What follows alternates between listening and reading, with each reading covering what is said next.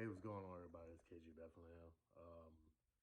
Here to do another reading, but this time it's from my own book, Astronomical.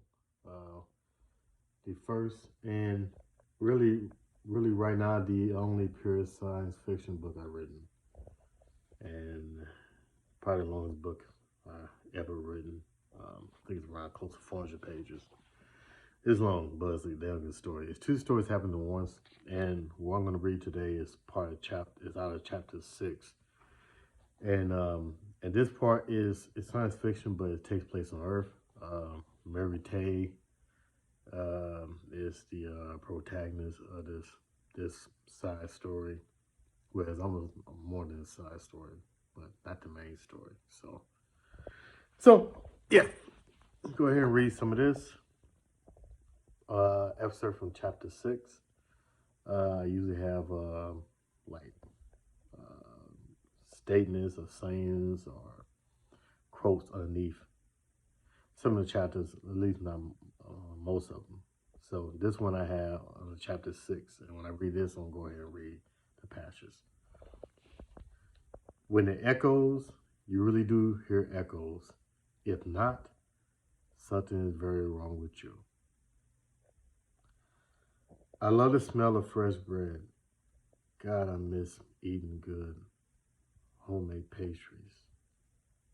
Mary, the aloof rebel, roamed the darkened streets, hungry for a quick meal.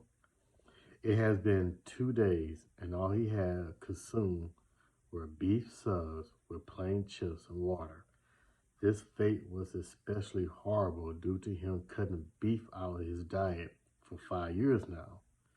Currently, he didn't have a choice in the matter. He was sick of it and was so disgusted by his current situation that he pondered nightly about going back to a simple life.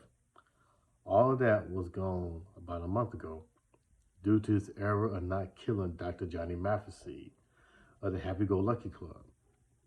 He was there on a cleaning job. The doctor was in his office. He had a chance, but didn't want to risk it. He decided only at the last minute that he would visit him again at night. Every Tuesday, sorry.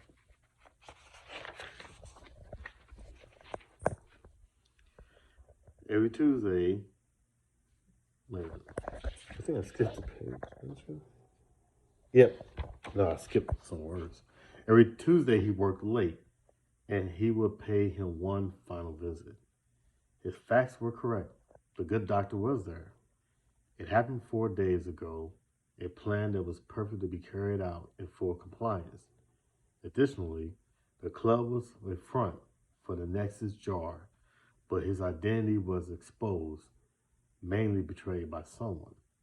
Claire, Mama Mary, sorrowfully,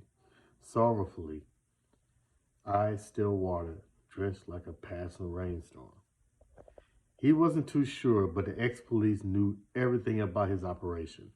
Everything down to his disguise, escape plans, and his last evening with Claire. He assumed it was her, and why not? She was the only one who knew of everything. He was angry and half broken at his state of affairs. He barely escaped from the hunting of the ex-police, and more so, he is still being hunted to this day. His face was half burned by a mini explosion when he bust through the back door of the club. His left arm is still tinged with numbness due to exposed glass that greeted his arm through the chase.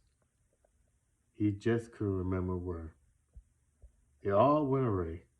The plan and his greatness just failed without warning.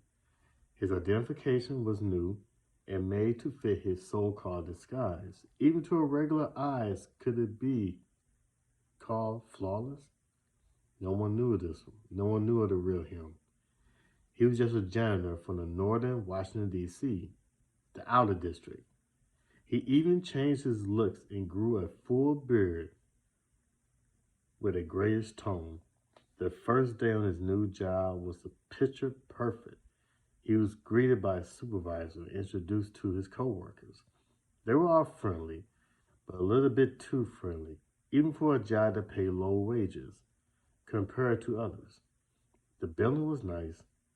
It was a corporate arms company in southern New Richmond.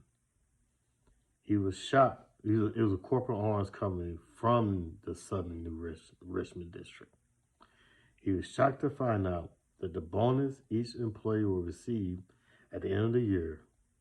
War was great for business, but even so, for the lowly help. Still, it didn't stop him from his nightly activities. Each night after he got off work, he would go to a local bar and meet up with a local informant who only went by the name Timothy. They would discuss information they obtained through secretive means, mostly by the tracking of local arms bought and sold through the Happy-Go-Lucky Club. They would sit at the bar and talk in code. For instance, if they were to describe a missile, they would say a shipment of cleaning chemicals was messy. If they would speak about stolen codes they were used to hack into the computers, they would say it was a hard order to process. If their plans were a success, they would say the order was complete with mops included. Even with these coded phrases, they would talk like it was normal about sports or women who they thought were cute. If it was all a lie, it was all a lie, but a clever one, even to the local ex-police, who dubbed them the drunken boys of Richmond. But what was even more clever was that they were never drunk. It was all a bit of acting, which had made a veteran thespian proud. The last night they met was a couple of days ago. It was a Tuesday, the day he had picked up a local waitress to take home. I kind of read it wrong when I talk about DC. He was a janitor from that area, but he's in Richmond, so that's me. Nothing wrong with the book. That was my mess up. Anyway, back to the reading. It all seemed like years ago. His nearly broken body was a result of an invasion that went wrong. As soon as he broke into the offices of the Happy-Go-Lucky Club, he was ambushed by several men in unknown uniforms, all of which had clubs and shock sticks that they used to beat him badly. He only escaped when he threw an old-time flash grenade that stunned the men while he threw himself through a closed-by window. His escape was a success, much to the disliking of his injured arm. Here he was, staring into a mirror at an abandoned studio in the lower green light section of New Richmond. He, at last, stopped wondering. The mission to check out the area again to finalize his escape was done. He made it back to his temporary hideout while duly served as an abandoned studio apartment. The room had broken wood and electronics all over the floor, with a dusty bed inhabited by numerous bugs. His only choice was to sleep in a dingy tub located in a foul-smelling bathroom. To his delight, no bugs were seen in there. The lighting was equally horrible, with only the street light as his only option. His face was scarred, but he didn't care. He was alive for now, which was a blessing in itself. What he did remember from 4 days ago was one of the unknown men spoke as it surrounded him. He only said, a traitor given by another. Even if he didn't say that, he knew someone gave him up. He thought at first it was Timothy, but later he heard that he was killed the same night he was beaten. All his assumptions pointed at Claire, but why? Why would she betray him? It didn't make sense, not even to the drunken pilot at a safe fly convention. His anger was now complete. He needed answers from her. He needed to know the truth. All the information he gathered most likely was a ruse. It was all too convenient. The gathering of the ex-police in the Nexus jar at the Happy-Go-Lucky Club every Tuesday morning, as well as the meetings between Dr. Johnny Mathesy and the local mayor, all with direct links to the Federal Security Council. It was just too damn convenient. Maybe his undoubted plans for revenge clouded his judgment, but now he knew for sure they were now on to him and surely wanted to make an example out of him. A public display of court trials or a hidden murder. Who knew? He stumbled on something that could expose the local and high governments. But what was it? At any rate, he must get out of town soon. He can't continue to hide in New Richmond. Soon the ex-police would catch up to him. His thoughts were ablaze. He couldn't think of any way to get out without causing more murders, more freaking bodies to put on his conscience. Was the last thing he wanted to do. For now, at least.